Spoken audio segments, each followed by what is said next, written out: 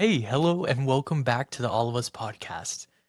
My name is Nathaniel Tavares, your host, keynote speaker, and school shooting survivor. This show is more than just telling stories of survival. It's about bringing together real stories, real people from every corner of our nation. Parents, students, community leaders, mental health professionals, lawmakers, faith leaders, and those who've experienced the reality of gun violence firsthand, all to create real change. Here, we go beyond the headlines.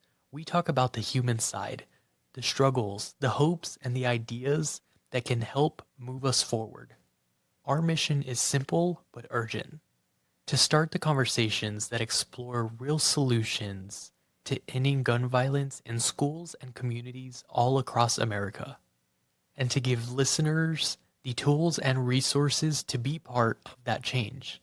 Each conversation you hear is different, but together they bring a bigger picture, a movement where together we are creating safer spaces for the next generation.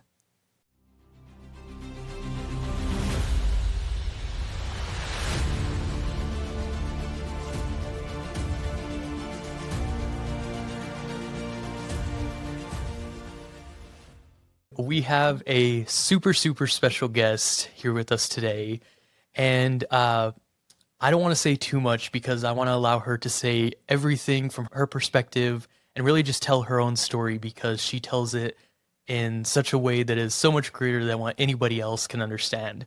She had a quite interesting experience while back at home 8 years ago. She and another one of her family members had to experience something quite tragic. And of course, it's something that many families are sadly experiencing every single day here all across America. And so, that said, please welcome Alexis. Hi, thank you. So honored to be here and really appreciate you reaching out, Nathaniel. It means a lot. But like Nathaniel said, my name is Alexis. I am a mass shooting survivor who was shot in the Clovis-Carver Public Library on August 28th, 2017. I was 21 at the time. I walked into the library with my 10-year-old brother looking to print out a paper for college that I needed a family member to sign before I decided to go back to Albuquerque the next day. And I was shot 3 times. My younger brother was shot once. And there were also 2 women that passed away, and then 2 others that were injured that were in the library as well.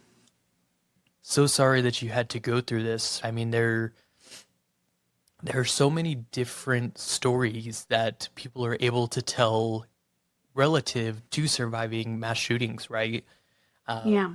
and every story is different in some way, shape, or form, but no story is more safe or more comforting than the other. It's all very horrific.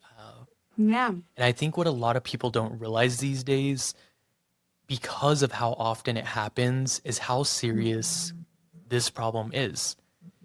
And so, with that, diving a little further into that day, you were there trying to print out something for college. And so, whenever this particular incident began happening, what did that look like as far as the perpetrator entering the room and then everything that happened after that point? So, walk into the library with my little brother by my side. As we are walking in, the entrance is like an L shape. When I'm walking through one of those ways, the L shape, I mean, is there's a side entrance to the right, like right before you walk into the library.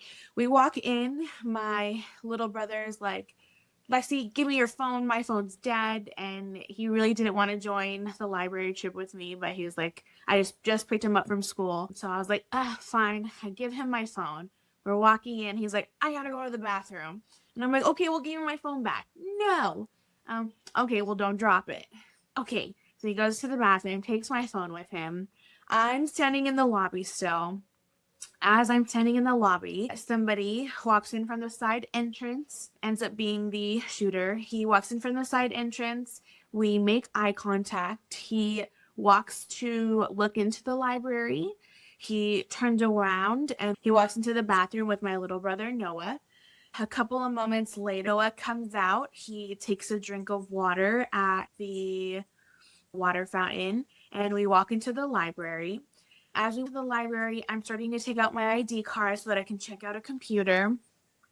As I'm approaching the help desk, a librarian is walking to me. Her name is Jessica, and she is also another survivor. I hand her my ID card, and then, or I don't even know if I really get the chance to hand her my ID card. I think I still had it. Moments later, I just start hearing pop, pop, pop, pop. My view from where the sound was coming from was obstructed because there was this pillar coming from the desk to the ceiling. And so I kind of had to scoot back and look around. By the time I saw the shooter, he was blurry. The next thing I know, I wake up on the floor. Wake up because my chest is on fire. It is so, so hot. When I'm waking up and coming to, I'm hearing a siren in the library go off. I immediately look for my little brother, Noah.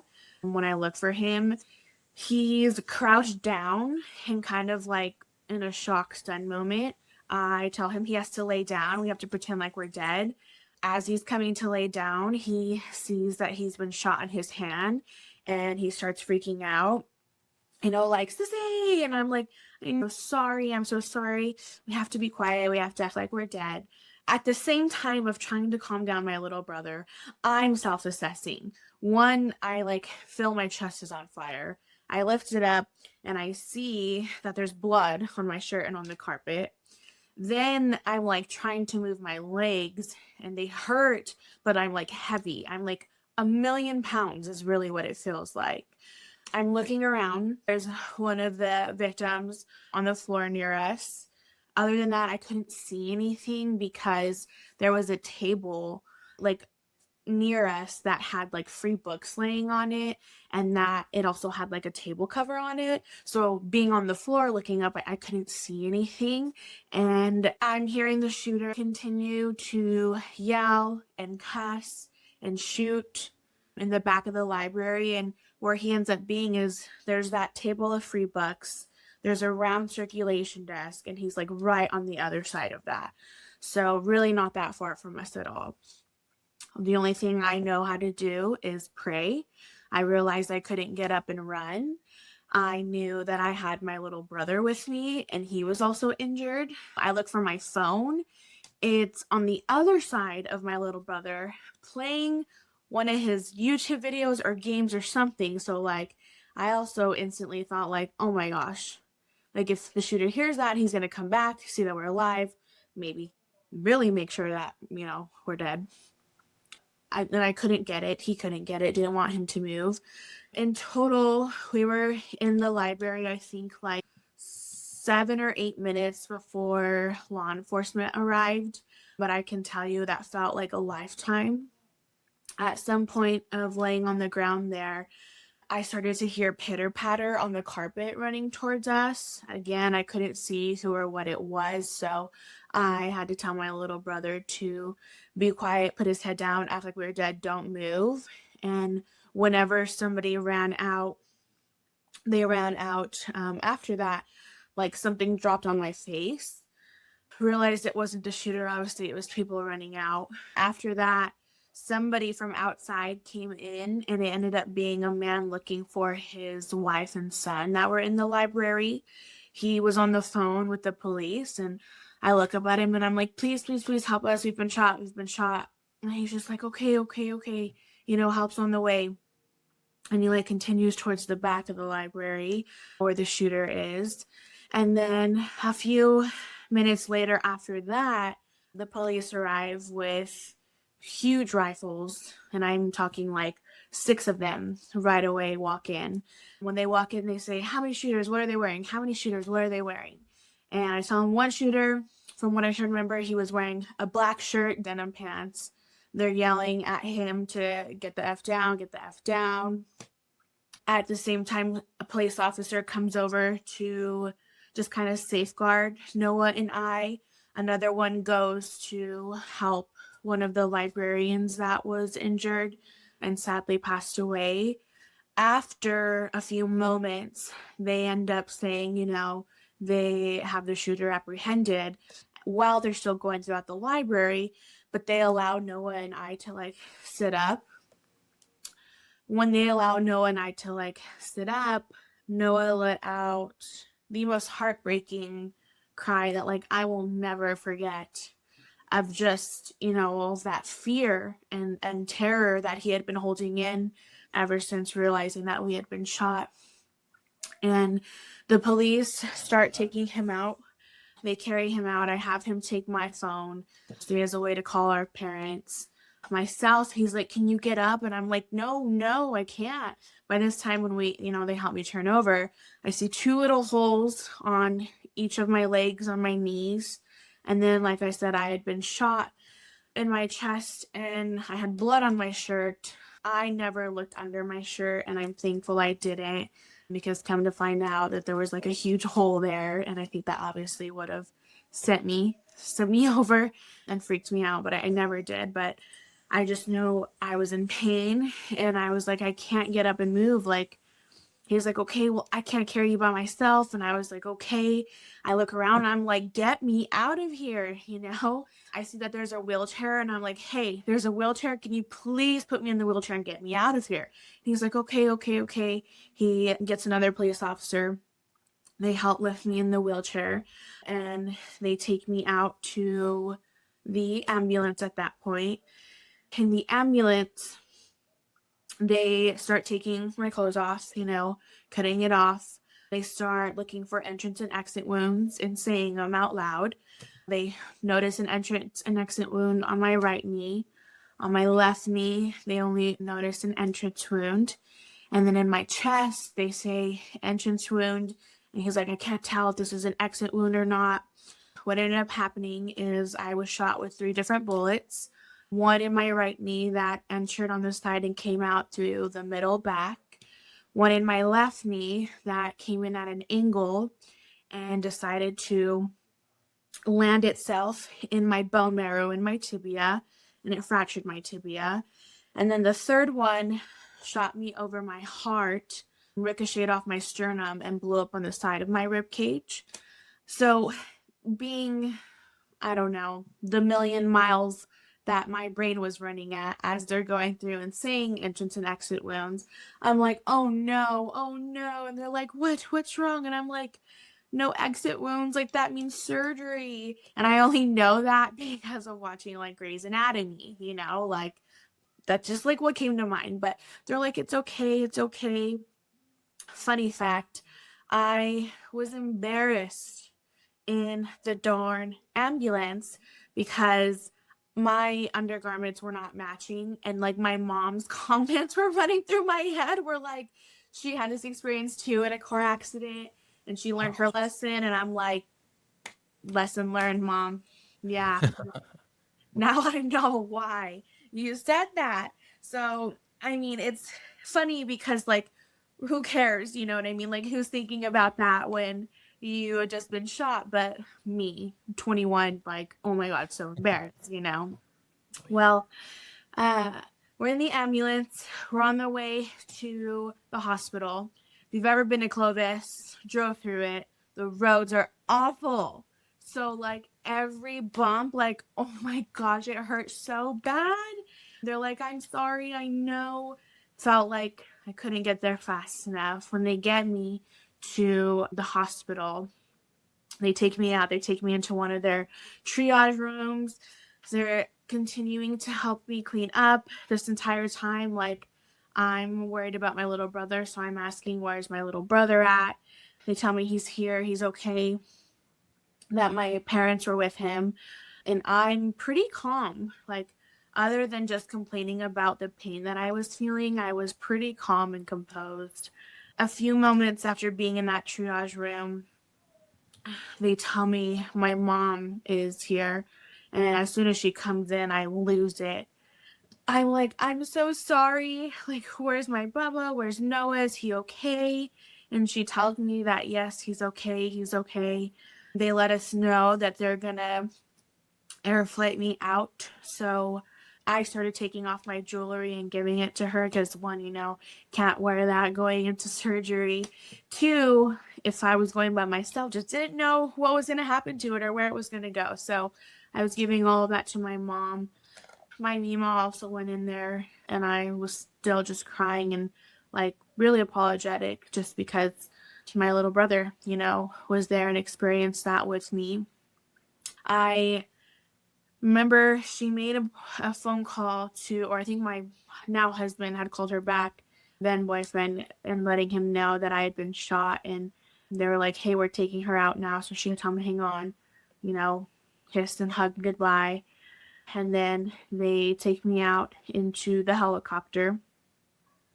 And I think actually right before my mom had went in the room, there was a chaplain at the hospital that came into the room and prayed with me for a little bit. Took me out to the helicopter. They let me know there wasn't much pain med they could give me before going under surgery. So the entire flight to Lubbock, my knee was like, it hurt so bad. My left leg hurt so bad. And come to find out, it's literally because a bullet penetrated the bone. I think I was also having an allergic reaction to one of the medicines they gave me because my nose was like uncontrollably itchy. So itchy the whole time. Yeah.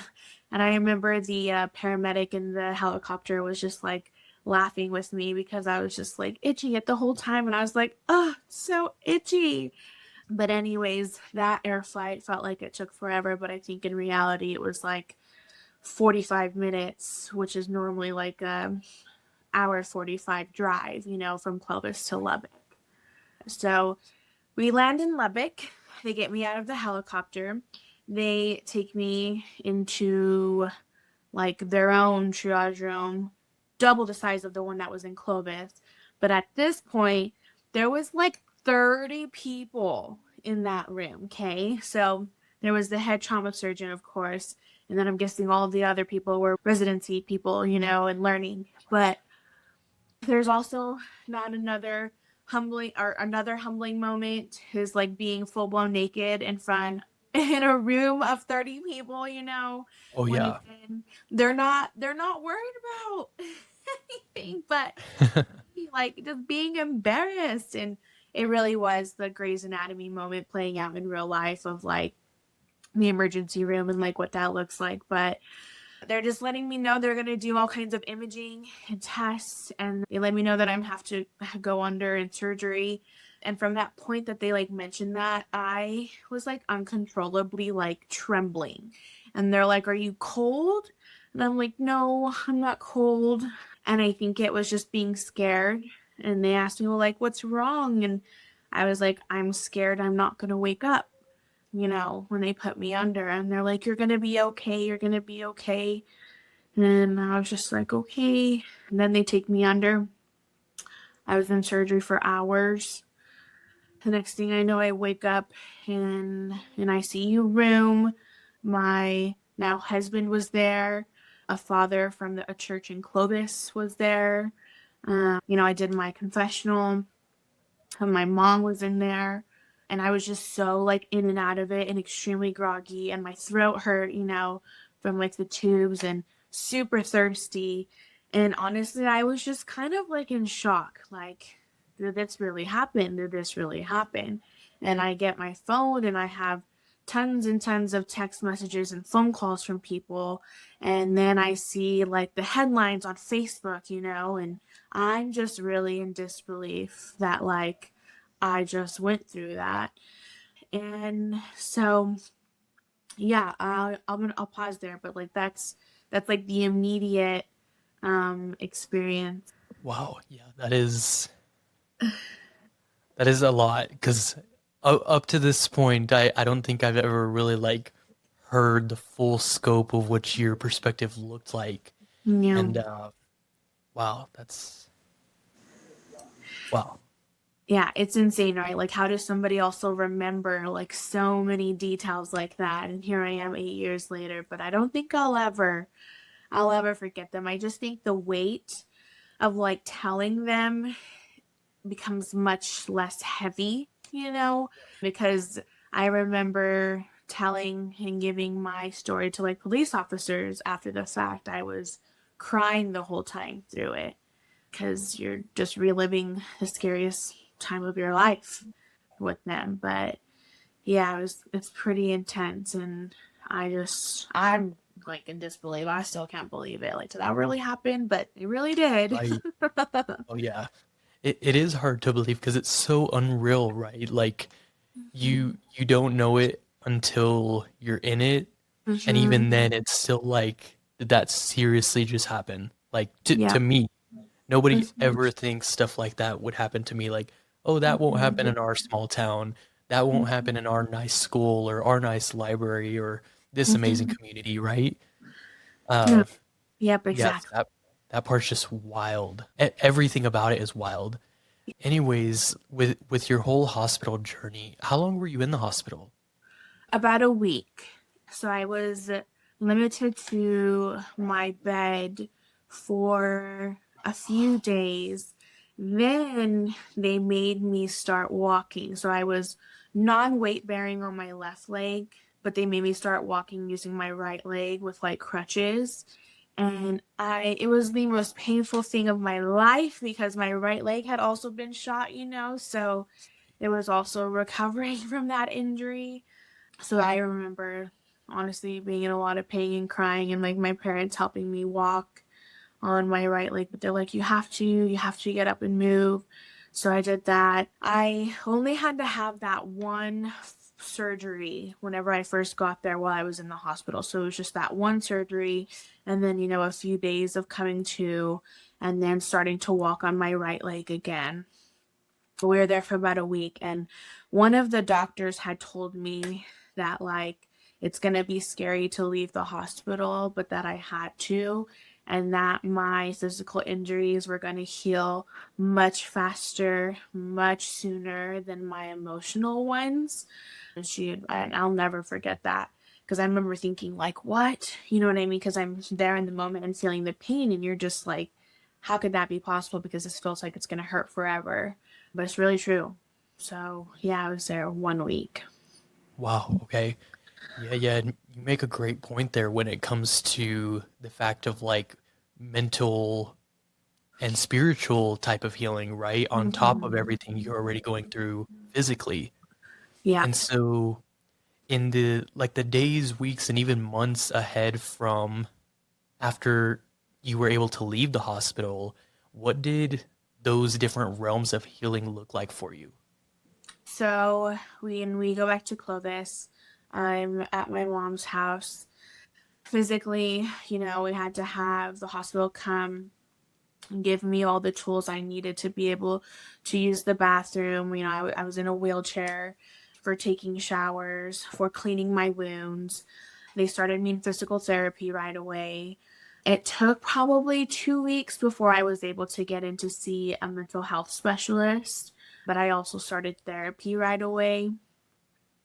And I remember those first few appointments was just me talking through the experience, and again, really trying to like grasp the reality of what had happened. And at my, I want to say like 2.5 week follow up after the shooting happened, there was this thing that kept like poking out of the side of my skin. Like I would move a certain way and it would kind of just protrude just a little bit, and you'd push on it and it would go back in. And we're like, what is that? Well, when we go to my follow up appointment, he was like, oh, that might just be like a little bit of shrapnel left over. Like, I can just, pop it out and we'll be okay. Well, Lord, pop it out and you'll be okay. It was like way more simpler than I would describe it, because lidocaine shots hurt. They hurt so, so bad. And I had to get a few on the side of my rib cage where that piece was Ouch. poking out before they cut it open. Well, they cut it open, and what pops out? The tip of the bullet. The tip of the bullet does. And it's about like the width of a dime, but it was pretty thick, and it was like mushroomed. But my surgeon was like, speechless when he like popped it out. And, you know, I remember being so mad, and like angry crying that like I was having to fill these lidocaine shots again, that he had to like cut me open there in like the little follow-up room, you know. And my poor mom, she was a champ through it all, and she was there with me. But like I can only imagine how awful and how hard that was for her too, to have to see me, you know, in pain again. But Right. that happened a few weeks after, I want to say months, maybe let's see, like 12 weeks after the shooting. I had continued to have follow-up appointments with the orthopedic surgeon for my knees and my tibia. And I was in a wheelchair for 3 weeks, but I want to say around week 8, they decided to take out the stitches. My mom was like, "Are you sure, you know, you're ready to take them out?" They, you know, her wounds still kind of look like raw. And the doctor's like, "Oh, no, no, no. Yeah, she's good. She's good." So they take them out. We leave for the day. You know, we live in Clovis. That's an hour, 45 minutes away. We end up going to get lunch before going home.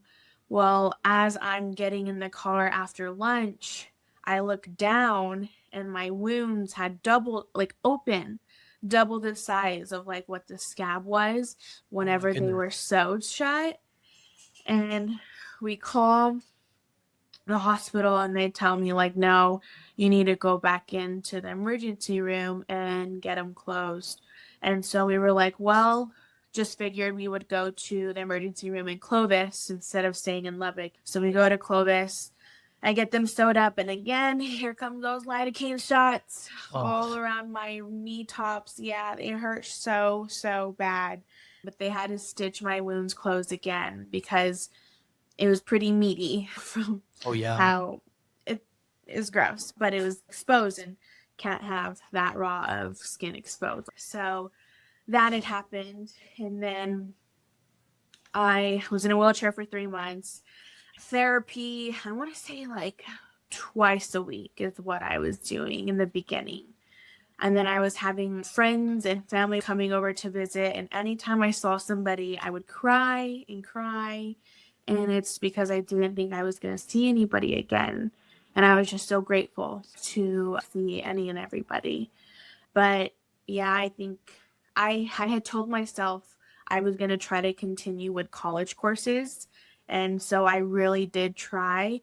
But then after realizing like how draining the like physical therapy appointments were, and having to nap after them, and then not sleeping that well at night, waking up to hearing gunshots in my ear, having nightmares and flashbacks and all that stuff, I realized like I just couldn't focus and put that effort and time into school. So I withdrew.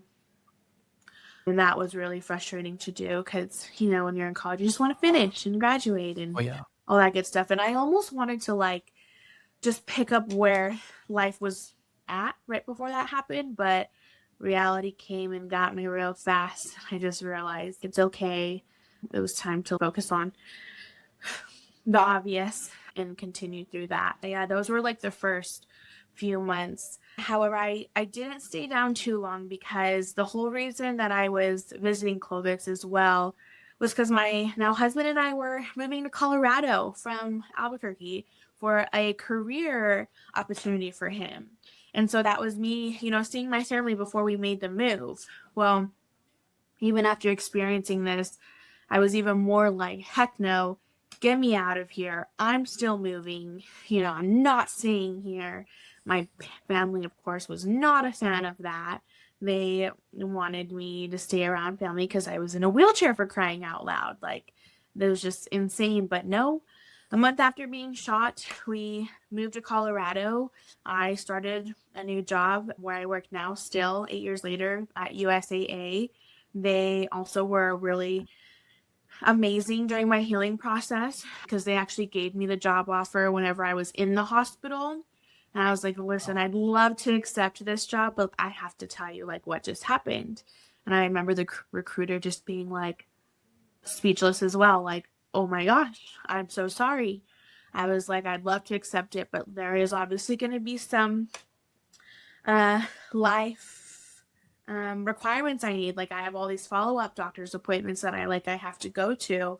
And she just let me know that she was going to talk to whomever she needed to talk to and reach back out and let me know if things were still okay. She did, still got hired. I moved to Colorado a month later, started there in a wheelchair, was able to go to all my appointments, get reestablished with doctors out in Colorado. But yeah, I'd say those were the immediate months following. I do have to say, too, one other thing I remember that happened in my first few days of starting this new job was the Las Vegas shooting that happened. I also remember everybody being like, we just feel off in a room. I remember feeling off in my training room that day, and people were kind of like scared to talk about it. But for me, I was just like really heartbroken because I knew what all of them were about to go through, now living through it. So that was kind of another insane event to happen right after experiencing that myself. But Yeah, that's wild, and it's funny you say that too, because I don't remember if I've told you this before, but my sister was actually at that concert too. no. Um, yeah, she went with Wow. a group. It was her and about two or three of her other friends, and of course, just like any other hectic situation like that, they were enjoying Jason Aldean on the stage. I think it was near the end of his entire set list. And my sister was saying that, of course, she was there with her friends, some nice people next to him. A lady was asking for my sister's help to like get her onto her husband's shoulders. And she said she helped her up there, turn around, continued enjoying Jason Aldean. And then the next second she turns around, she sees that lady she just helped up down on the floor, like injured. She doesn't know if she's gone or just unconscious or what. And then, of course, Jason Aldean runs off the stage. Everybody's in a complete panic. Uh, you know, 90% of the people have no clue what's happening. They're just getting down on the floor. You just see people dropping everywhere, and it's just like crazy. But How yeah, sad. I mean, thank the Lord that my sister nor any of her friends were injured, but just crazy is like a side tangent of what this really is. It's like, Yeah. wow. Doesn't matter Wow. who you are or where you are Right, exactly. anymore. It's so true. And like, we've talked about this, and I'm sure we're going to delve into a little bit later, but society is just so desensitized because of how often it happens. But once you know somebody directly that has experienced it, do you realize the true impact and the weight of it all? And things decide to be taken a little bit more seriously. But gosh, I'm thankful your sister's okay and her friends too. Yeah. That was probably extremely traumatic because we're talking hundreds of people, Oh hundreds. yeah. So that's insane. Oh yeah. Definitely.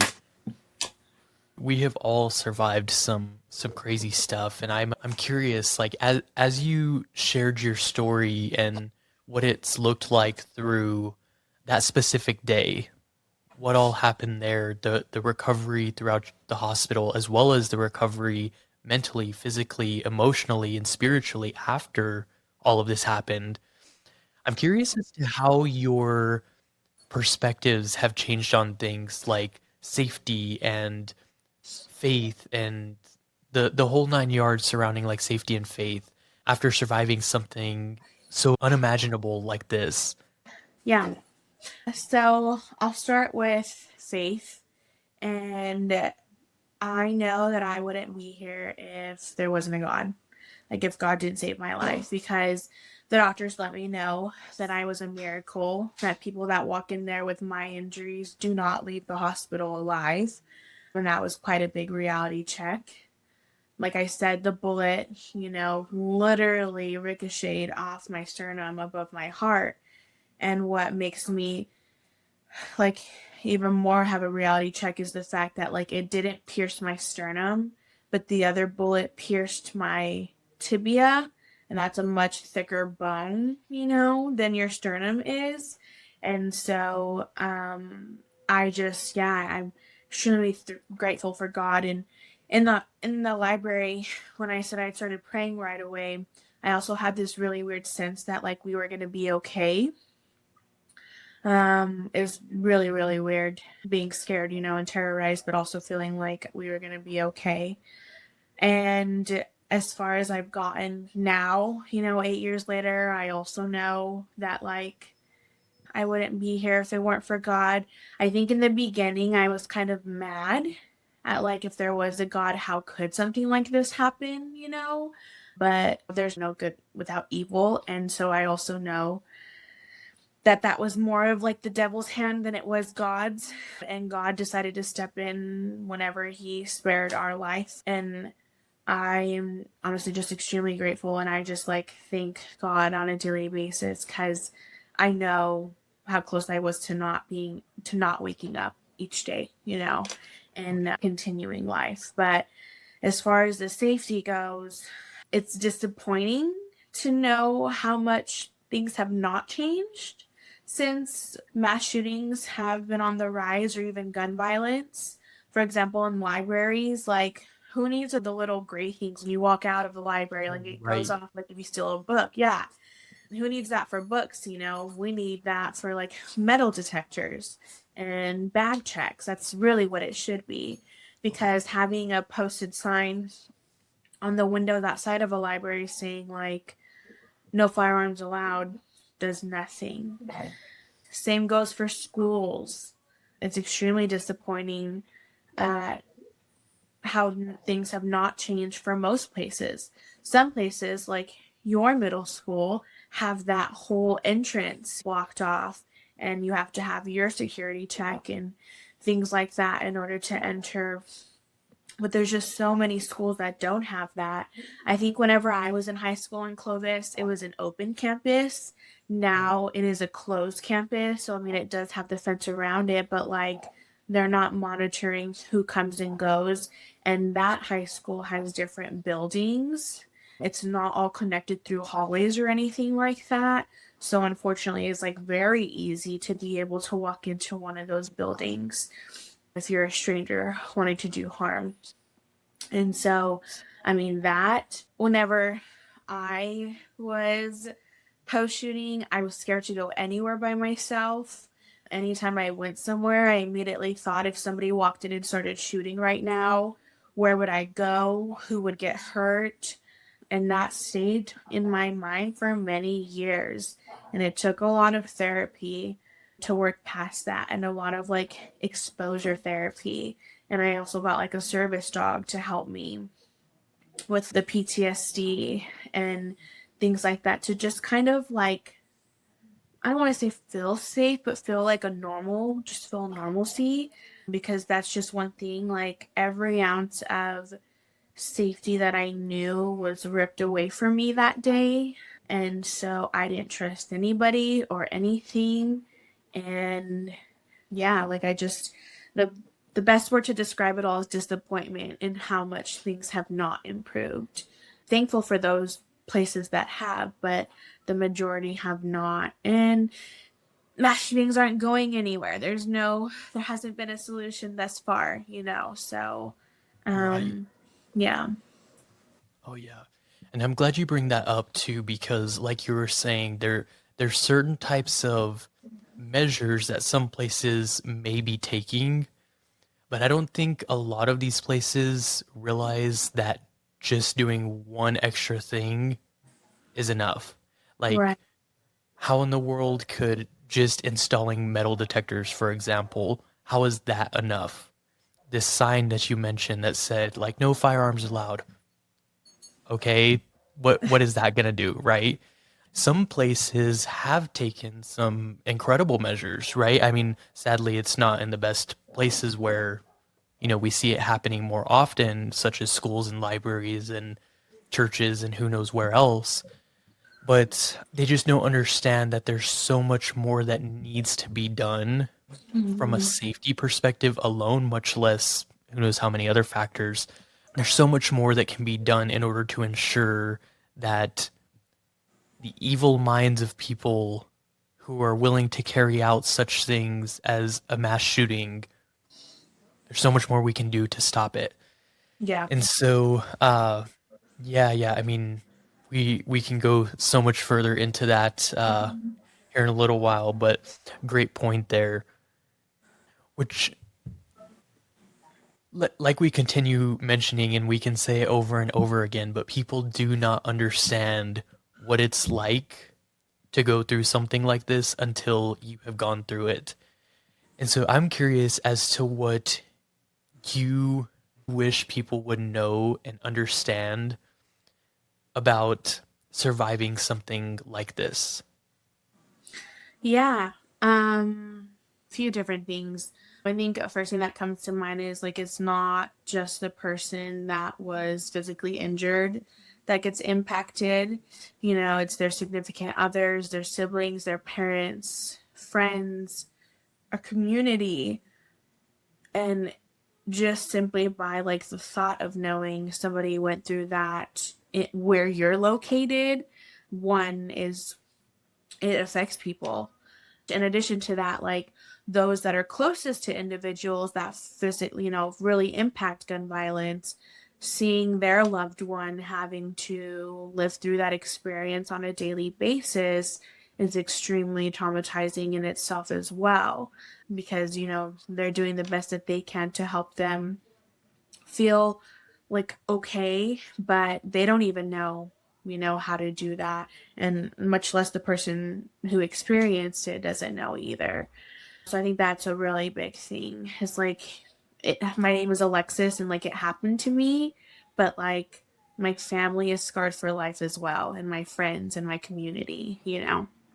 Another thing I think would be how hard it is to heal and get out of like a really dark place, because prior to experiencing this, I had never experienced depression or anxiety. I, had some little life challenges of like whatever a 21-year-old could go through, but I had really never knew how serious like mental health could be. And I had even gotten to a point, even after starting my new job, of where like I couldn't get out of bed anymore. So 6 months after it happened, I really, really was regressing mentally. And I was calculating the bare amount of hours that I would have to work to be able to pay my bills and literally nothing else. Like that was all the responsibility that I could handle. I was angry. I was lashing out at so many people around me. I was in the beginning very sad. I was like a puddle. It's the best way to describe it. Very mushy and extremely, extremely emotional. But that ended up switching gears to being extremely angry and irritable. And I had been in therapy, I think I want to say like 5 years before I was finally like equipped with enough coping skills and talking it out and exposure therapy and having a service dog, before like I really felt like a turning page had happened. And so, like I mentioned previously, of my physical injuries healing far before my mental ones, that was the reality. It took 5 years of therapy and a lot of healing to be able to see a big shift. And along the way, I did have a few additional surgeries happen. One on my knee, because I had a lot of scar tissue that had formed, and it was making it really painful to walk. And then in my rib cage, I had some shrapnel pieces left over that were painful and hurting, so I had to get those removed as well. And so as I was like trying to heal, I was physically being taken back by these different surgeries, and again thrust back into like the weight of like what had happened. And so that's something else, is just how hard it is for people like us who have gone through it to like really come out on the other side. And I just want people to know, if they're going through a hard time, like there is light at the end of the tunnel. You really just have to take it one day at a time. not to put a ton of weight on yourself. Like I learned to give myself grace because I was also very like upset at like, why can I not just feel better, you know? Oh yeah. But those are the top two that comes to mind. And I don't know exactly how to word this, but like no matter, people can say what they want about how they feel about a mass shooting or the situation that occurred, but like you're the one that lived that experience and nobody can ever like take that away from you or try to like force you into being normal or better again, because that was something else where people are like, well, that happened last year or that happened 6 months ago. Like, why are you not better already? Like, get over it. That was another like really big battle. And a battle that I had to learn and, accept as like noise and just focus on like myself and my healing journey. So those are like the biggest things I think.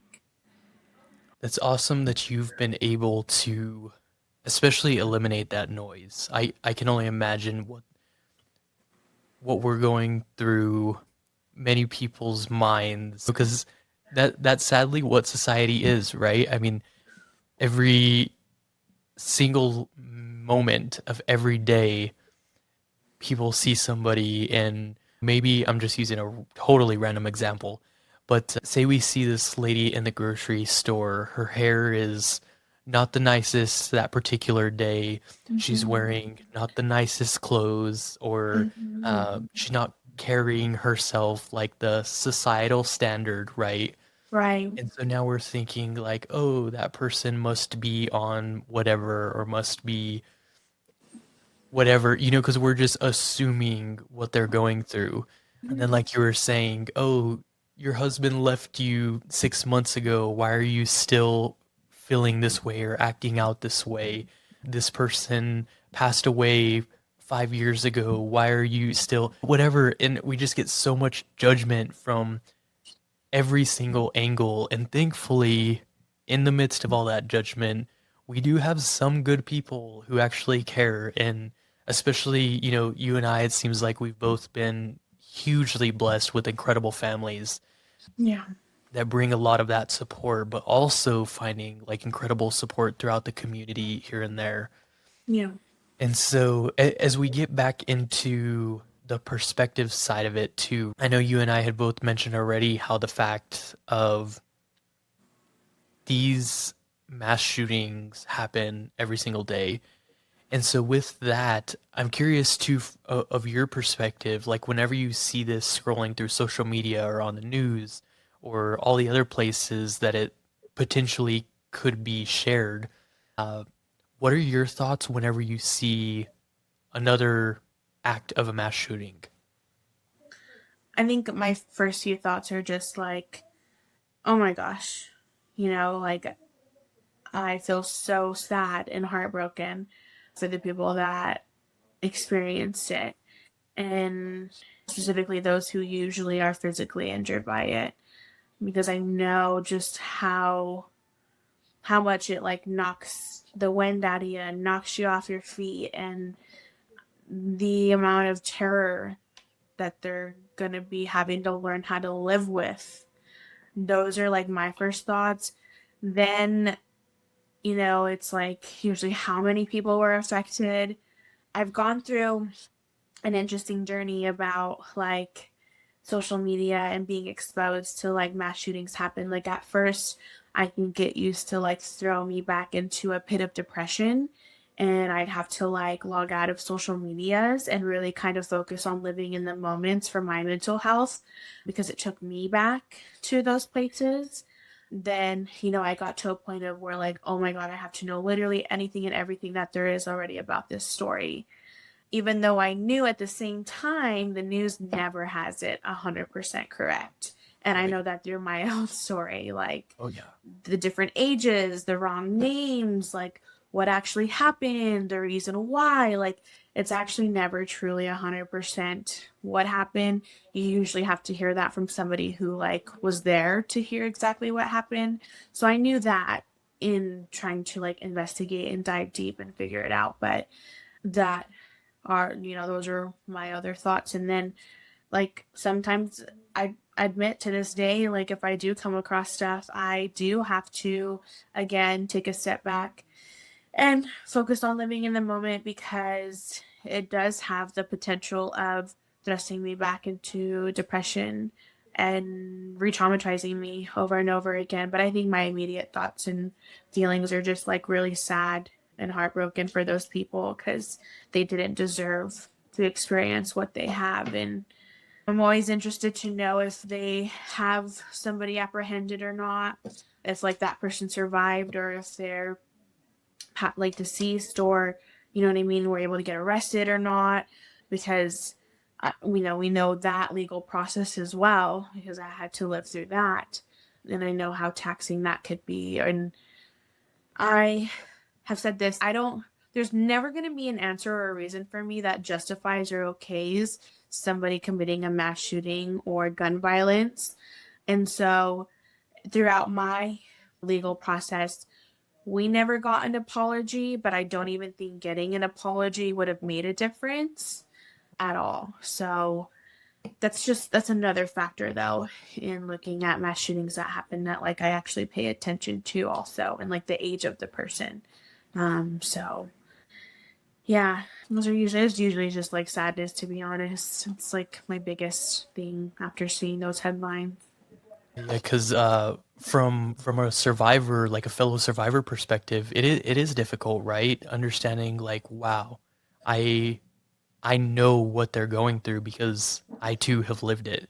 Yeah. And so that's just a big perspective shift whenever somebody has lived through it and then somebody just looking in from the outside.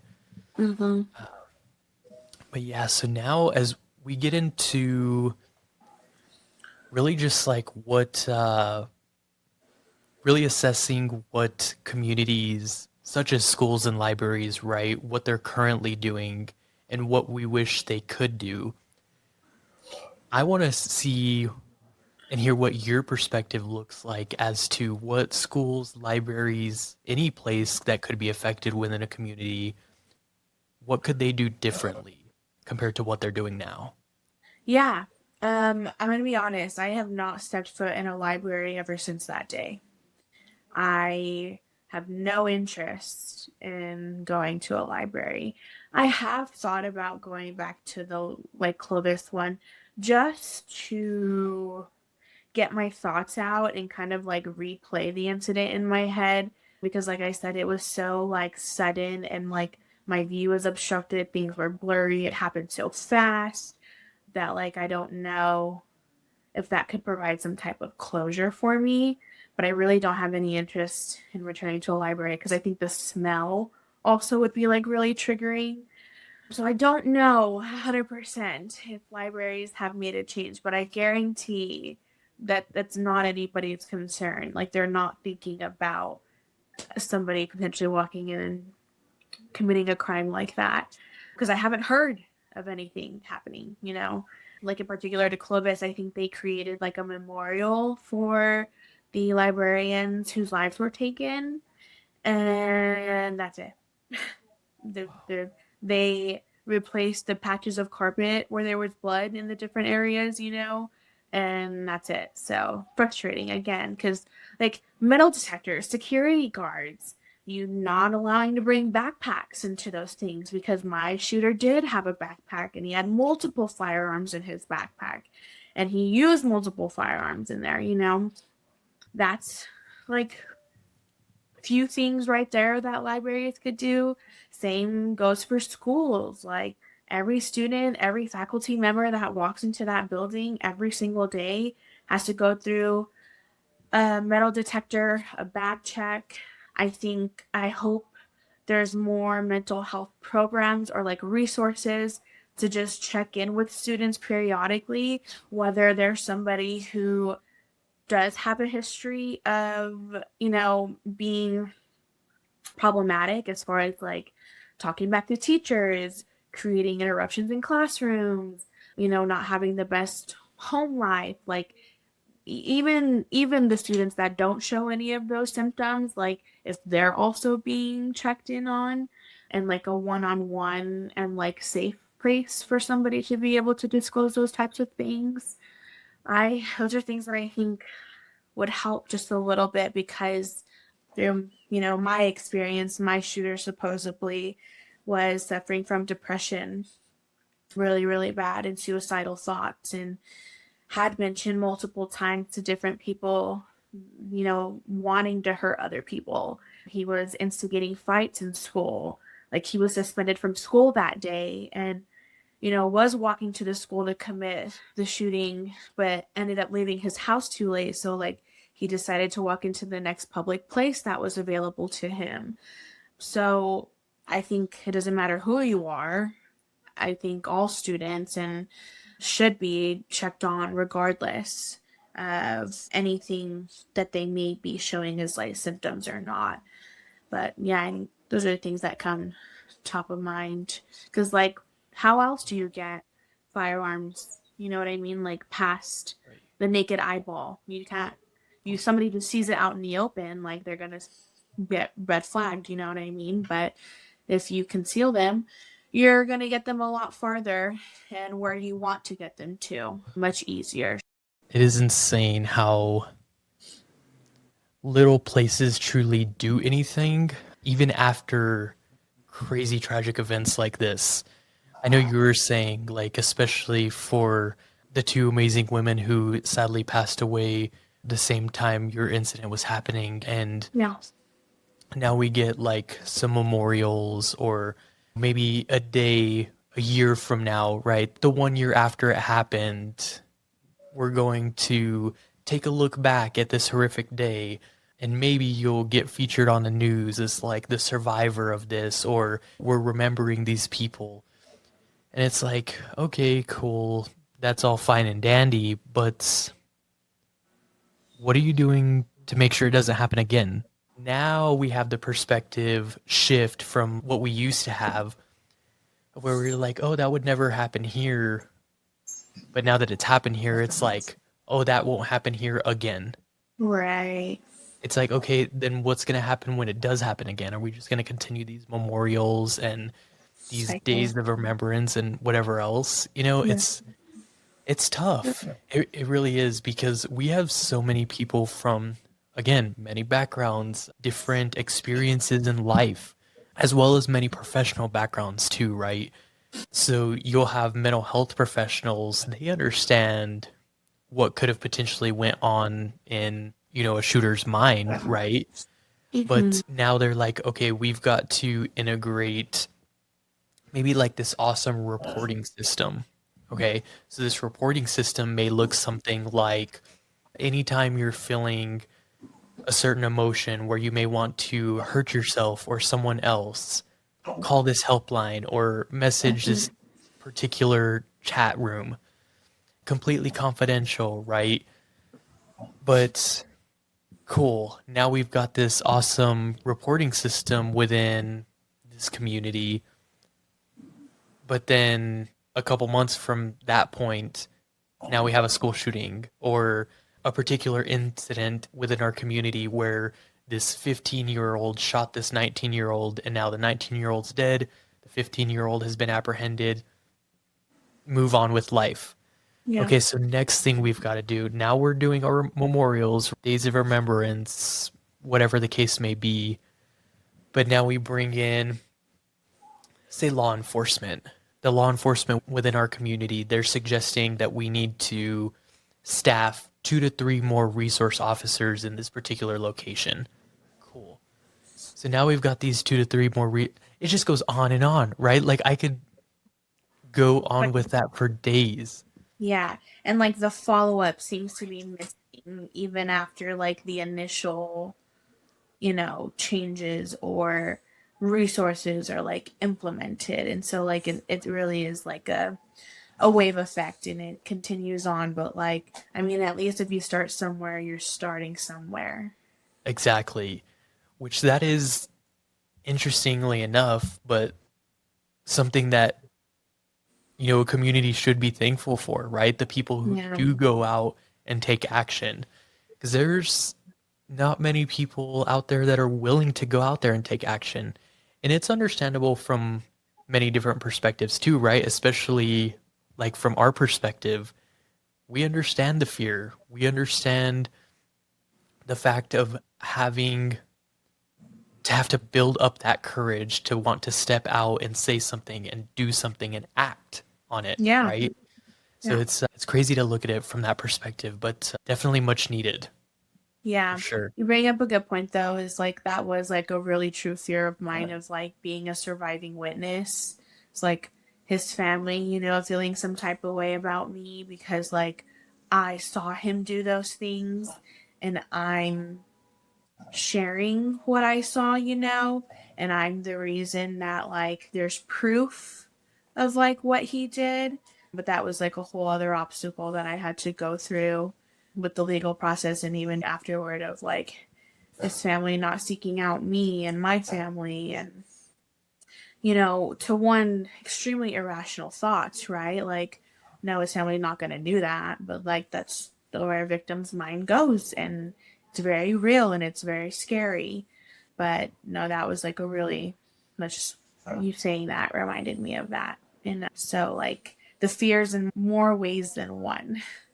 Oh, yeah. Which I think the coolest part is how we have the choice to bring faith in through every part of it, right? Yeah, Because I remember you saying about like immediately after it happened, you went into prayer, and then throughout your entire journey, faith was there the entire time, which is huge. And I can definitely relate to that because I actually there's many things I relate to you on relative to faith itself, but even in the midst of chaos. Like yeah, I remember back when I was still on the floor right before, my heart had stopped. And despite all the chaos, everybody screaming, hearing the loud ringing sounds, craziness. I felt that sense of peace knowing that like something was going to be okay despite all the chaos. And so it's really cool to be able to see that in the midst of complete horror, we still have that ability to bring our faith and put it into action. yeah. No, I agree.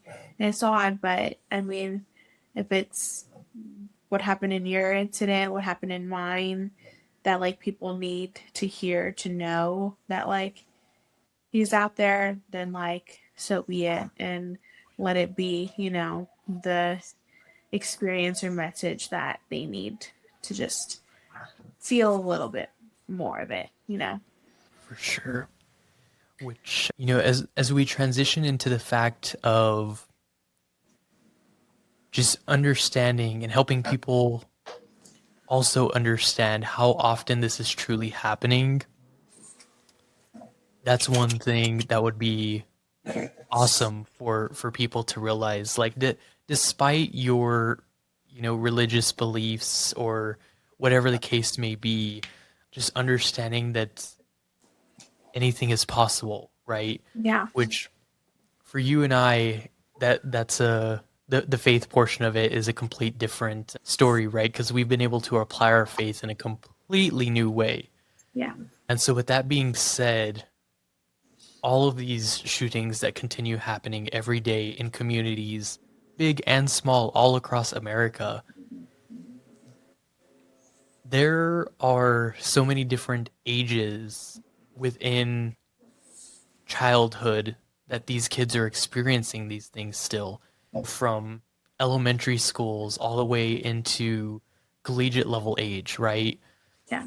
And sadly, they don't have that same type of support that you and I were thankfully blessed with. I mean, they don't have as much of that family support. They don't have the spiritual or mental, emotional, in any of that type of support. And so, what type of words and advice would you have for other survivors who are experiencing this in real time in this day and age? Yeah, I've actually thought a lot about this because I know that like if I didn't have the support system that I did, I don't think I would have healed the same way.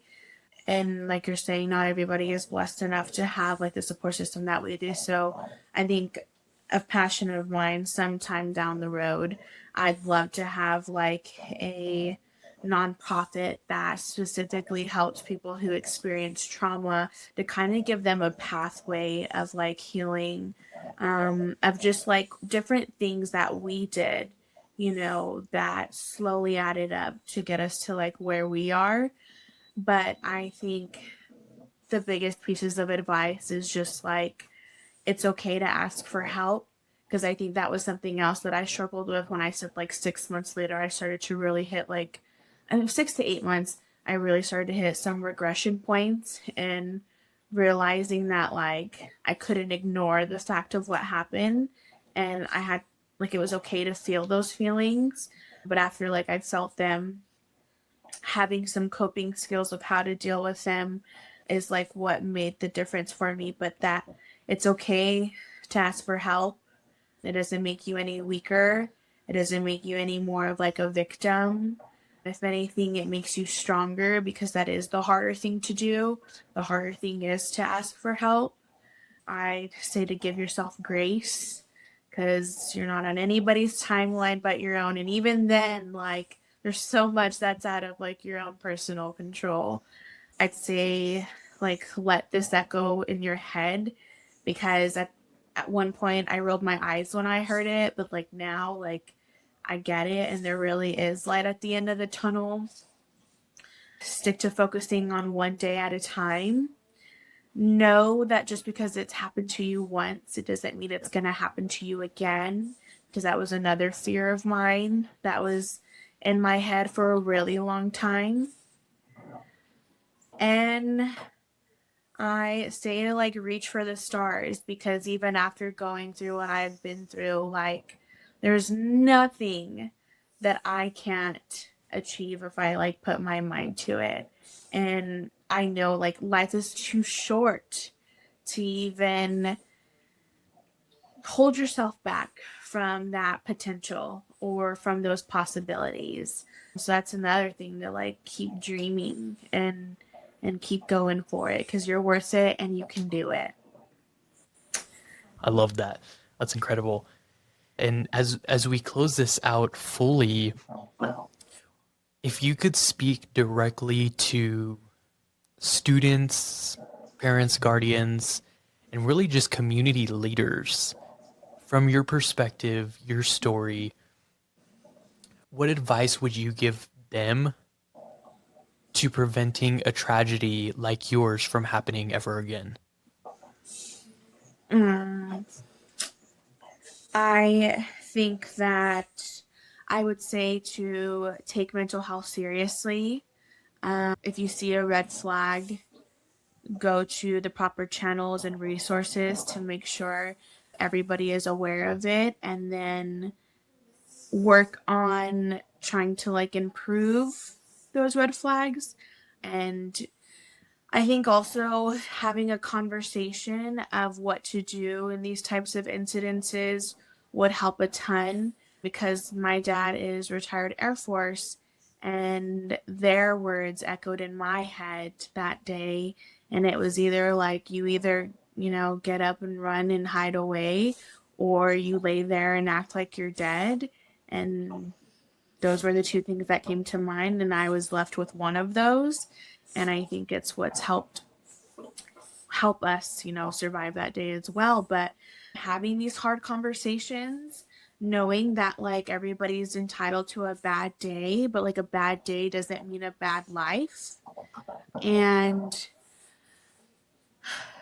take it seriously. Like, unfortunately, it's not a matter of like if it happens to you or somebody but it's a matter of when. And I know that because of the reality we live in and how much it's continuing to occur today. But I just, yeah, take it as serious as death, because it literally is life or death. And it doesn't get any more real than that. And it's a little morbid and like cynical to like say that, but it's so true. And there is no coming back and changing things after the fact. So being a little bit more alert and aware, and taking action beforehand is extremely important and could entirely prevent something like this happening to them. Right. Oh, yeah, because you can always take action now and continue taking action, making progress toward the goal each and every day moving forward, right? But you can Yeah, never go back. never. Exactly. 100%. Awesome, awesome. Well, Alexis, wow. I don't know how much I can thank you for sharing your story and really every day stepping out to continue helping to be part of that change, right? The change we need to see throughout every single community across our nation. Someday, one day, we will be at that point where you and I, along with, hopefully hundreds, if not thousands of other people, will be the reason why no student, no family, no community ever has to experience this type of tragedy ever again. But until that day, thankfully, we have amazing people like you willing to step out and share their story and make that change. So thank you so much for being here with us today and wishing Oh, you all yeah. the best in all of your journeys ahead. Thank you. Thanks for providing this platform. It's so important that we have places like this to be able to talk to and say and scream our stories over and over again. So thank you. And you're amazing. And I'm so inspired by all the work that you do all the time. It's so important, Nathaniel. And I hope you know that for people like us, it means a lot. Thank you. I appreciate that. Yeah. Thank you so much for tuning in with us on this episode of the All of Us podcast. We can't wait for you to tune in on the next episode because change won't happen with one voice alone. It will take all of us across America to make the change a reality.